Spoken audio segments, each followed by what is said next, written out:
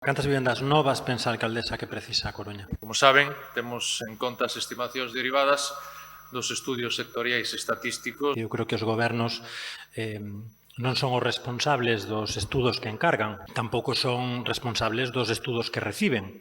Son responsables, en todo caso, de que interpretación lle dan a esa opinión externa que se pide ou se contrata e si se asume ou non se asume, como se asume. Históricamente xustificaron ou se empregaron os modelos de demanda para as peores políticas de mobilidade posibles. 80.000 nuevos vehículos van a venir, hai que ampliar carriles, ampliar infraestructuras, claro.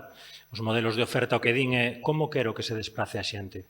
Transporte público, en bicicleta ou por ese vial. Ben, hai que ter cuidado cos modelos de demanda, pero máis cuidado hai que ter coas interpretacións que se dan a eses datos de demanda. Decía un representante dos promotores inmobiliarios, se queixaba amargamente no medio de comunicación, decía, es que la Marea Atlántica decía que había 20.000 viviendas vacías en a Coruña. Dicía, home, non, esa cifra é do Instituto Nacional de Estatística.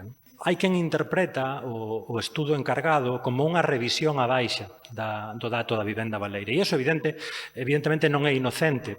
Non hai 20.000, hai 11.000. Non, mire, ese estudo que di é que hai 11.000 seguro e que hai outras 20.000 que non podemos dicir se están baleiras ou non. É dicir, que hai entre 11.000 e 30.000. Tan desencaminhado non debía ir o INE. Curiosamente, eses datos nunca se toman para planificar servizos urbanos ou para garantir prestacións. Estes datos sempre se toman para xustificar o negocio. Nos pensamos que hai que darlle a volta e hai que empezar a discusión ao revés.